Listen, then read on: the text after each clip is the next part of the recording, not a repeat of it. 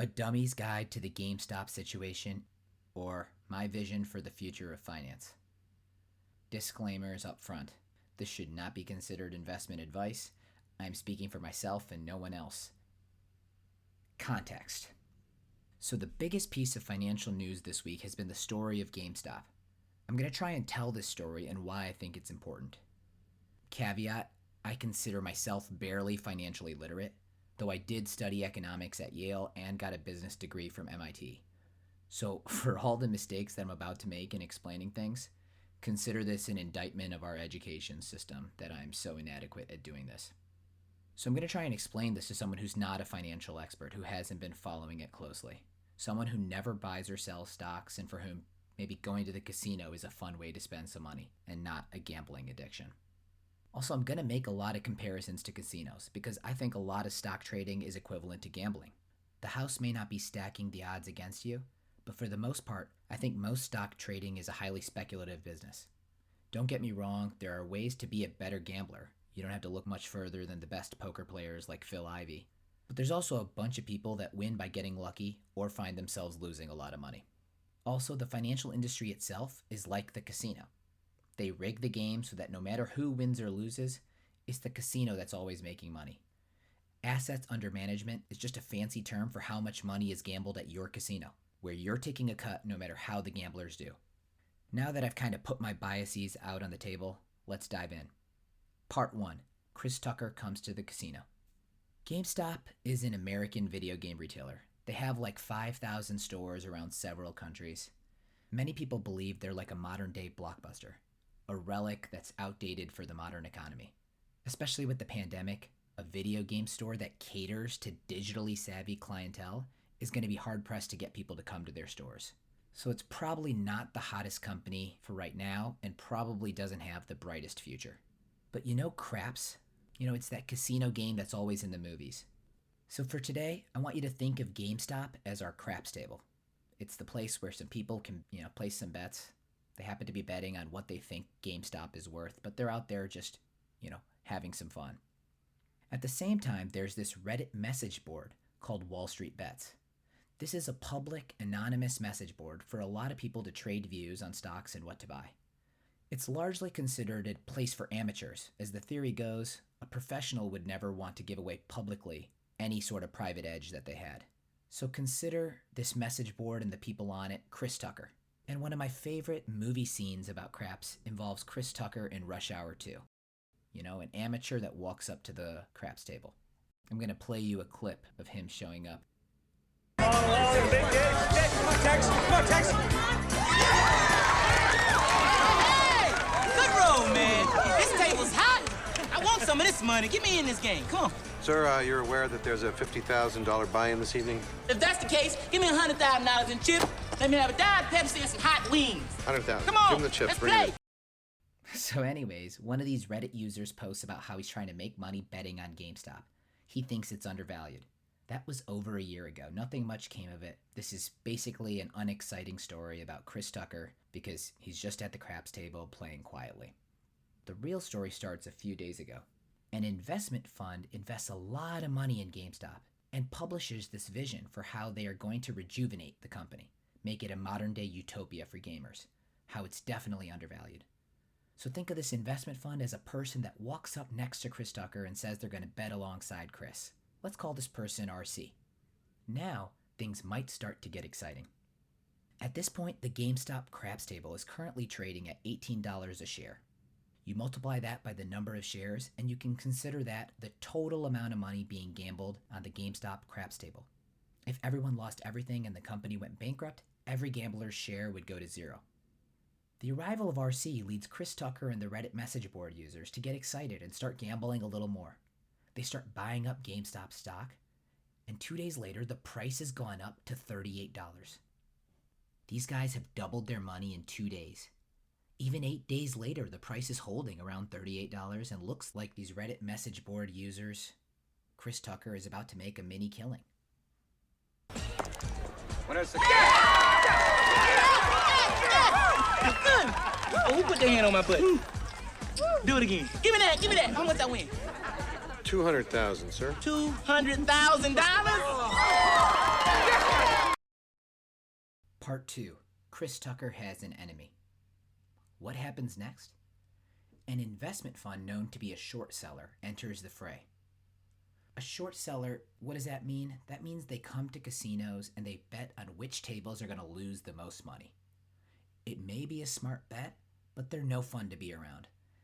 Let's call this new entrant Patron. They're dressed in a tailored suit, keys to a Ferrari, perfectly combed hair. This is a high roller.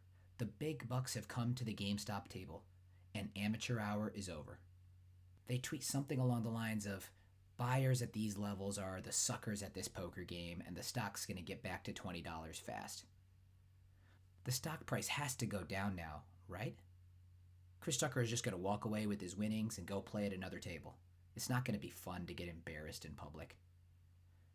But do you think Chris Tucker backs down? Hell no.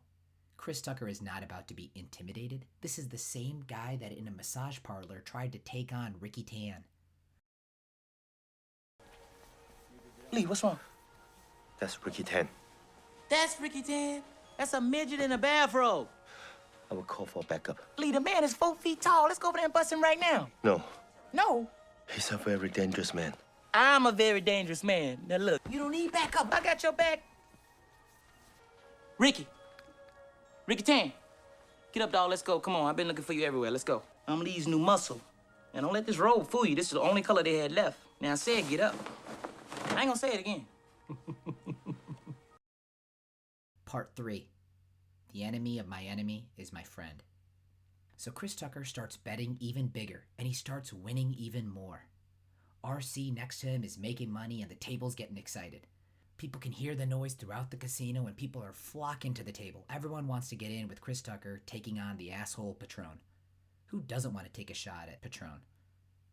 In fact, it becomes such a crowd around Chris Tucker that some other high rollers show up on his side too. They may have a different haircut, but these are billionaire investors too. Elon Musk, Chamath Palihapitiya. They tweet in support of Chris Tucker and the message board. They hate Patron and all the short sellers too. They're just high rollers that want to win and have fun. It's no longer David versus Goliath. The stacked odds have just gotten a little more even. Chris Tucker and the message board investors keep winning. The stock price keeps going up. The price goes up to $100 a share. Remember, it started at 18 and most people expected it to go down at that price. Now, it had more than 5x'd its price with little underlying change at GameStop itself. This 7 I'm about to roll is for the 27 years Mandela spent in that prison and couldn't get no justice and took all that crap. That's why I ain't gonna crap out. No! This one is for Mandela!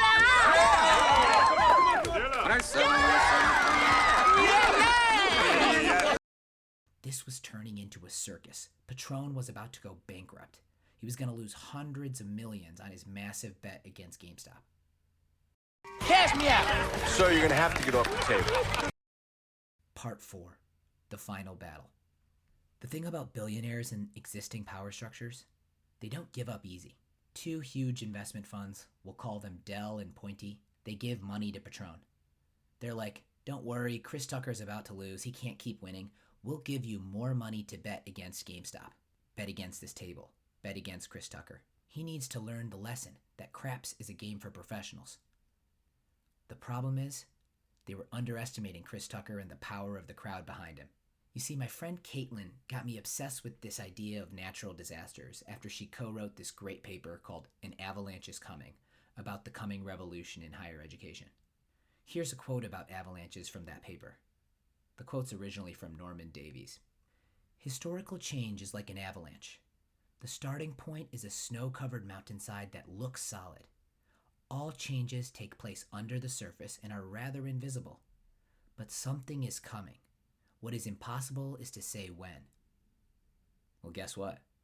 The avalanche was here.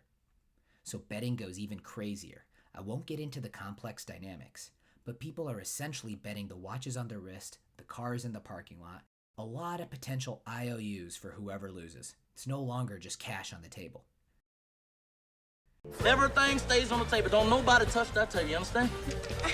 All right. Winner, full hard for one. Oh, my goodness!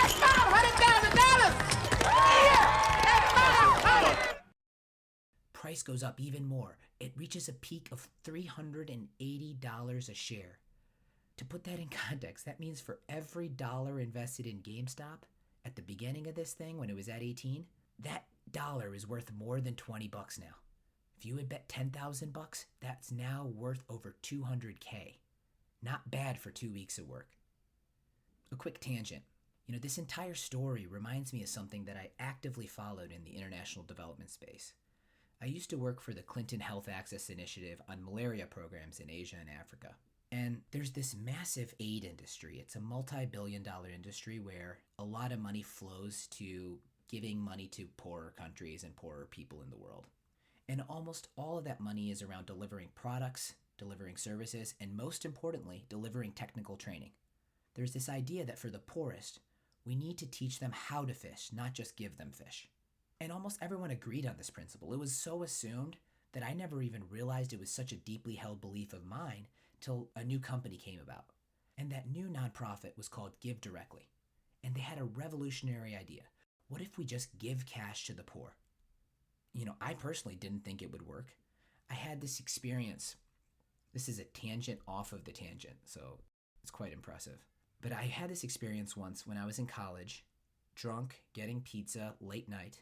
My friend and I got pizza, and he happened to, I think they made a mistake on his first slice, so they gave him 2 slices.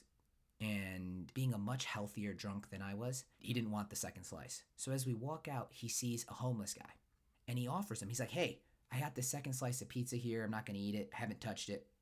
It's on the plate. You want it?" The guy's like, "What kind of toppings does it have?" And my friend was like, "I don't know. I think mushrooms." And the homeless guy makes this disgusted face and is like, "No."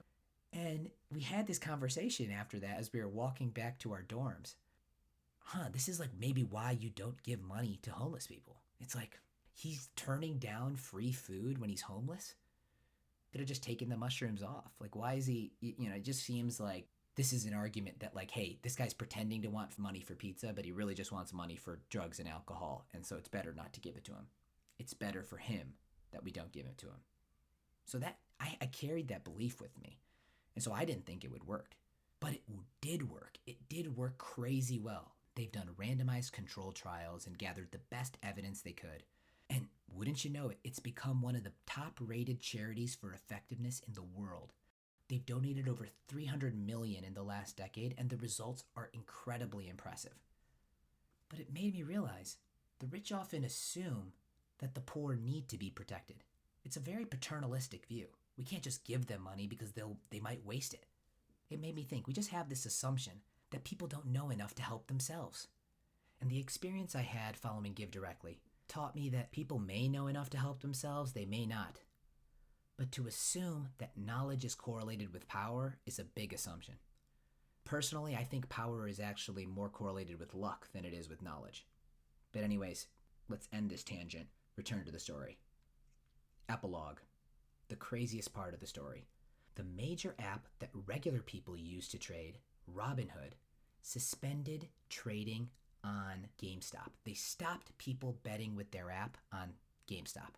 It's crazy. This is like security coming up and saying Chris has to leave. Chris Tucker, you cannot bet here. Oh. What's this? $500 chip, sir. You gave me $500 chips because I'm black? No, sir. I did not. I just assumed that... You assumed that a brother coming in here could only afford $500 a roll. Is that it?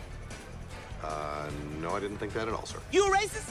No, I'm not. Well, how come everybody else around the table got $1,000 chips and the black man got a nickel, huh? I don't know. I'm sorry. How did that happen? It just happened. It just happened, yeah, didn't it? Sorry. Do I look like Chicken George to you? You do not. What the hell is that? I have no idea. Huh? I think you should calm down. I think you should go over there and count something. Give me my chips. And I give want me a chip. $1,000 chips. chips back. Hurry up. I just want to be treated fairly. Is that too much ass? No. Is that too much ass? We know what's going on. Got a problem on table 9. Actually, it's even worse than that. It's like security has come up and just said, Chris Tucker and your friends, you guys have to leave.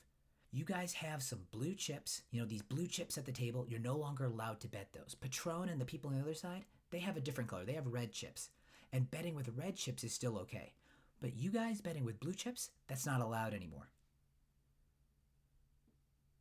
Robinhood said they were doing this because they were worried that so many IOUs were out there that whoever lost might not be able to pay up. Okay, maybe that makes sense. Maybe it's time for some more responsibility here. But how come they didn't stop the red chips from betting? And how come they didn't stop people who had blue chips from using cash to bet? Why were they stopping people with blue chips from betting at all? This had turned into a battle for the casino itself. I have a dream that white people and black people and even Chinese people can gamble together without getting different chips.